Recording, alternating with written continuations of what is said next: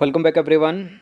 Next test पर आ जाइए यूपीपीसीएस के लिए और फोकस करेंगे इसमें हिस्ट्री के प्रश्नों पर। इस टेस्ट सीरीज़ की प्लेलिस्ट का लिंक डिस्क्रिप्शन बॉक्स में मिल जाएगा, वहाँ पर आप टेस्ट नंबर 1 से लेकर इस टेस्ट तक पहुँच सकते हो। तो चलिए स्टार्ट करते हैं। तो क्वेश्चन नंबर 1 पर आ जाइए। अलाउद्दीन खिलजी ने किस राजा को नवसारी की जागीर और राय रायन की उपाधि दी थी? बताइए किसको दी थी? नवसारी की जागीर और राय रायन की उपाधि। ऑप्शन नंबर डी, देवगिरी के रामचंद्र देव को। बाजार व्यवस्था लाने वाला अलाउद्दीन खिलजी। तो अलाउद्दीन खिलजी का दक्षिण भारत पर पहली बार 1296 में आक्रमण हुआ था।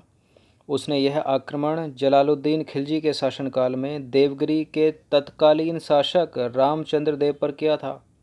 इस युद्ध में रामचंद्र देव पराजित हुआ और हर साल इलिचपुर की आय जो है दिल्ली भेजने का वायदा किया गया।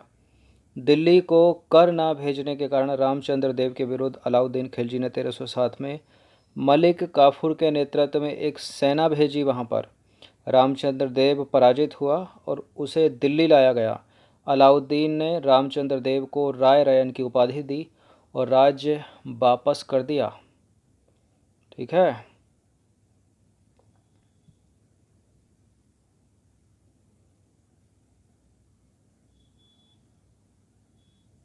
चलिए क्वेश्चन नंबर 2 पर आ जाइए। निम्नलिखित क्वेश्चन नंबर 2, अलाउद्दीन खिलजी को मलिक काफूर नामक दास कहाँ से प्राप्त हुआ था? अलाउद्दीन खिलजी को मलिक काफूर नामक दास कहाँ से प्राप्त हुआ था? मालवा, द्वार समुद्र, गुजरात या रणथंबोर? बताइए कहाँ से प्राप्त हुआ था? गुजरात से। तो मलिक काफूर अलाउद्दीन खिलजी का एक योग्य सेनानायक था। इसको अलाउद्दीन ने अपनी गुजरात विजय के दौरान जो है प्राप्त किया था। इसे 1000 सोने की दिनार देकर प्राप्त किया गया था, इसलिए इसे 1000 दिनारी कहा जाता है। किसको? मलिक काफूर को। क्वेश्चन नंबर 3 पर आ जाइए। दीवान ए मुस्तखराज की स्थापना निम्नलिखित में से किसने की थी? दीवान ए मुस्तखराज, बताइए कौन है? फिरोज़ तुगलक, मोहम्मद बिन तुगलक, बलबन या अलाउद्दीन खिलजी? दीवान ए मुस्तखराज खिलजी, ऑप्शन नंबर ए। तो अलाउद्दीन खिलजी ने एक पृथक विभाग दीवान ए मुस्तखराज की स्थापना की। इस विभाग का कार्य राजस्व की जांच करना तथा बकाया लगान की वसूली करना था। क्वेश्चन नंबर 4 है, निम्नलिखित कथनों पर विचार करेंगे। दो स्टेटमेंट है यहाँ पर, बताने कि इनमें से कौन सा करेक्ट होगा। दीवान ए कोही नामक विभाग की स्थापना मोहम्मद बिन तुगलक ने की थी। दीवान ए कोही नामक विभाग कृषि से संबंधित था। दीवान ए कोही, या इसको लिखते हैं दीवान ए अमीर कोही, MBT, मोहम्मद बिन तुगलक कृषि विभाग था। ये बिल्कुल करेक्ट है, दोनों के दोनों स्टेटमेंट। सी है इसका आंसर। तो दीवान ए कोही या दीवान ए अमीर कोही नामक विभाग जो कृषि से संबंधित था, मोहम्मद बिन तुगलक द्वारा स्थापित किया गया। इस विभाग का कार्य मालगुजारी व्यवस्था को ठीक प्रकार से चलाना और जिस भूमि पर खेती ना हो रही हो उसे खेती के योग्य बनाना था। ठीक है। क्वेश्चन नंबर 5 पर आ जाइए। निम्नलिखित कथनों पर विचार करेंगे एक बार फिर से। दो स्टेटमेंट है यहाँ पर। फिरोज शाह तुगलक ने बेरोजगार व्यक्तियों को रोजगार देने के लिए दिल्ली में एक रोजगार दफ्तर खुलवाया था।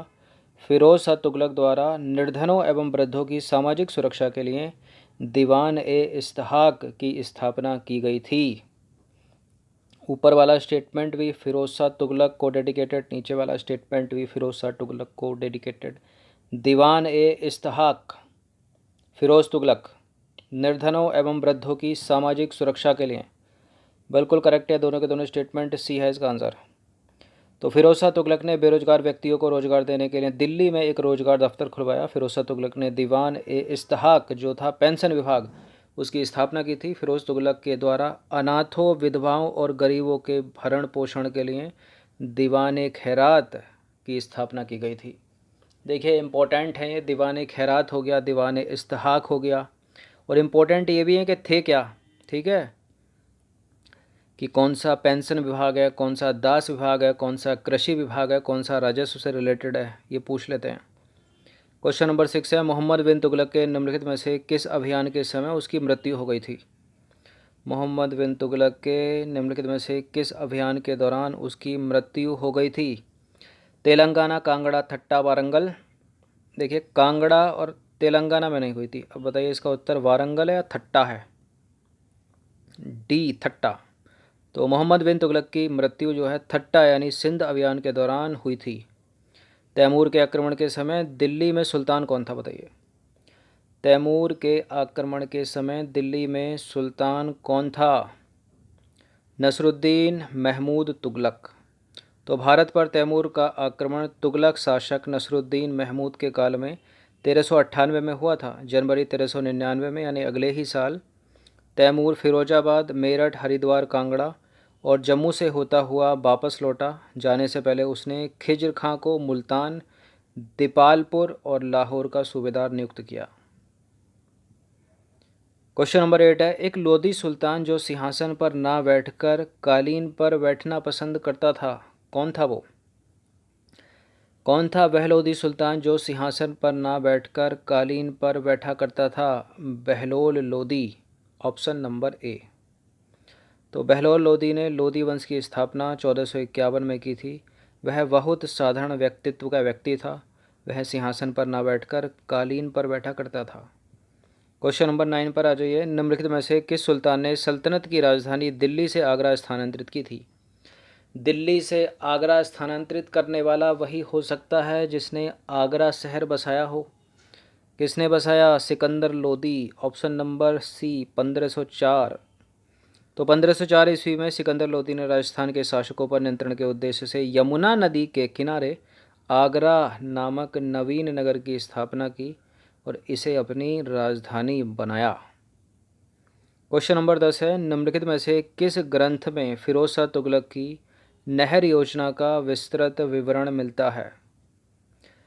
किस ग्रंथ में? तारीख ए फिरोज शाही, तारीख ए मुबारक शाही, फुतुहात ए फिरोज शाही। बताइए, तारीख ए फिरोज शाही, ऑप्शन नंबर ए।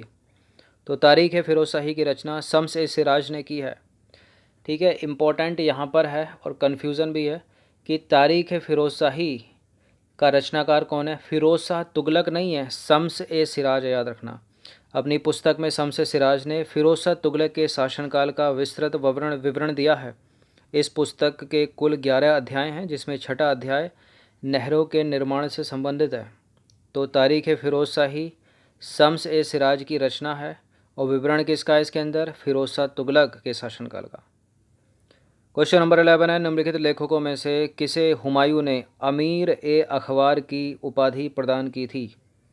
अमीर ए अखबार की उपाधि मिली थी ख्वांदा मीर को। किसने दी थी? हुमायूं ने।